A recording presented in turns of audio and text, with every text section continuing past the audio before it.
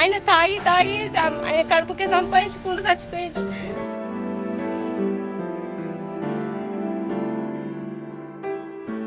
బిడ్డ పెళ్ళి అయింది, ఆయన ఉండడానికి ఇల్లు లేదు, చిన్న రూపంలోకి రాయకుంటున్నాం కదా.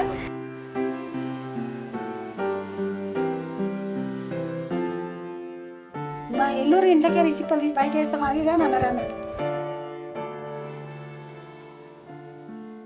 ఊళ్ళో తిరగాలంటే కూడా ఇబ్బంది. ఫస్ట్ వేరే ఉంటే వాళ్ళు కూలగొట్టేసారు.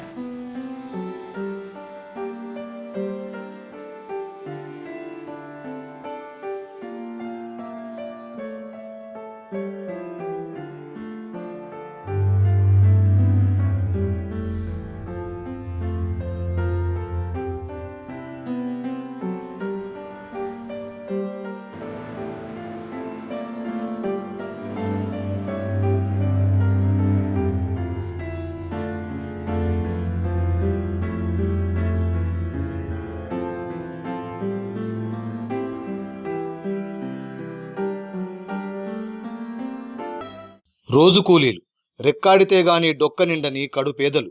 గత 20-30 ఏండ్లుగా గాలికి కొట్టుకుపోయే మరుగుజ్జు గుడిసెల్లో, ఇరుకిరుకు కిరాయి ఇండ్లల్లో మగ్గుతున్న బతుకులు. భవన నిర్మాణ కార్మికులు, భర్తను కోల్పోయి రోడ్డున పడ్డ అభాగ్యులు, పాచిపని చేసుకుంటే తప్ప పూటగడవని నిరుపేదలు. అదే ఊళ్ళో పుట్టి పెరిగినా ఇప్పటికీ సొంత ఇల్లు కట్టుకోలేని జీవితాలు. ఇప్పుడు ఆ జీవితాల్లో ఒక ఆశ.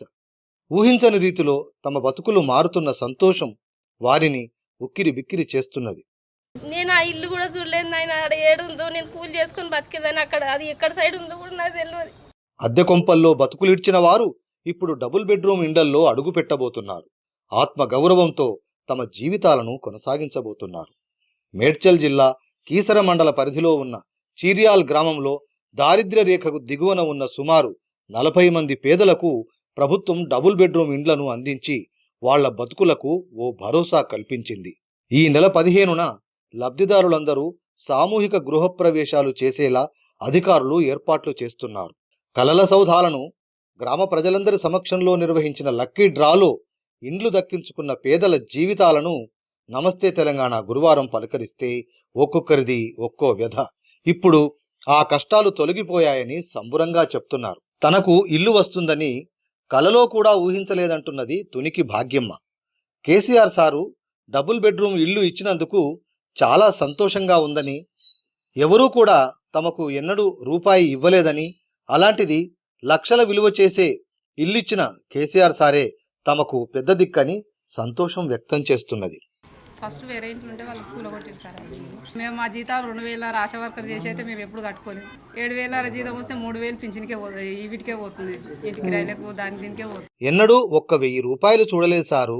నాకు 30-40 లక్షల రూపాయల ఇల్లు వచ్చిందని నిన్న మా పంచాయతీ వాళ్ళు వచ్చి చెప్పారు. ఏ దిక్కు లేని మాకు కేసీఆర్ సారే దేవుని లెక్క దిక్కు చూపిండు. మాకు మస్తు సంతోషమైతుంది అంటూ చేతులెత్తి మొక్కుతున్నది బక్కాని మల్లమ్మ. వీళ్లే కాదు, ఇలాంటి వాళ్ళు ఎందరో. రోజు కూలీలు, రెక్కాడితే గాని డొక్క నిండని కడుపేదలకు తెలంగాణ ప్రభుత్వం డబుల్ బెడ్రూమ్ ఇండ్లు కట్టించి ఆదుకుంటున్నది. ఇంతకుముందు దోస్తులను మా ఇంటికి రమ్మనాలంటే నామోషిగా ఉండేది.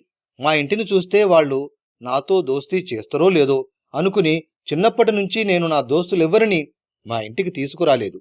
ఇప్పుడు దోస్తులందరినీ మా ఇంటికి పిలుస్తాను. అందరికీ ఇదే మా ఇల్లని చూపిస్తాను.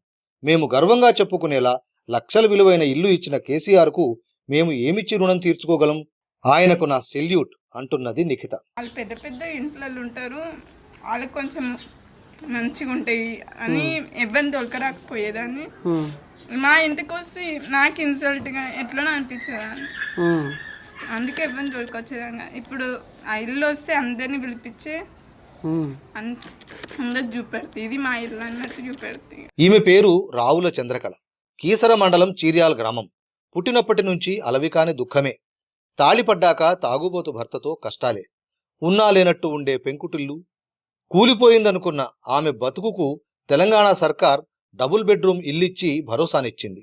ఇండ్ల జాబితాలో తన పేరు వచ్చేసరికి కండ్ల నిండా కన్నీరు ఉబికి వచ్చింది. ఆయన తాగి ఆయన కడుపుకే సంపాదించుకుంటూ చచ్చిపోయిండు. బిడ్డ పెళ్ళి అయింది, ఆయన ఉండడానికి ఇల్లు లేదు, చిన్న రూపులోకి రాయికుంటున్నాం కదా. ఈ ఇంట్లో ఉండి ఇప్పుడే వానకాలం ఇట్లా మొదలైందంటే గజ గజానికి ఎప్పుడు కూలుతుందో అని భయపడేది. నేను ఆ ఇల్లు కూడా చూడలేదు. ఆయన ఆడ ఏడుందో, నేను కూలి చేసుకుని బతికేదాన్ని. అక్కడ అది ఎక్కడ సైడ్ ఉందో కూడా నాకు తెలియదు. మా అల్లుడు వచ్చినాడైతే ఎంత బాధపడుతున్నా దేవుడా. నాకెరకనైనా నేను తినే తిండి పేగి పట్టదు. ఒక్క గది ఉంటే చాలు అనుకున్న జీవితానికి ఆత్మగౌరవంతో బతికేలా ఏకంగా డబుల్ బెడ్రూమ్ ఇల్లు రావడంతో పట్టలేని ఆనందంతో వచ్చిన ఆనంద భాష్పాలు అవి. ఆమె నోట వచ్చింది ఒకే మాట, కేసీఆర్ సారు సల్లగుండాలి.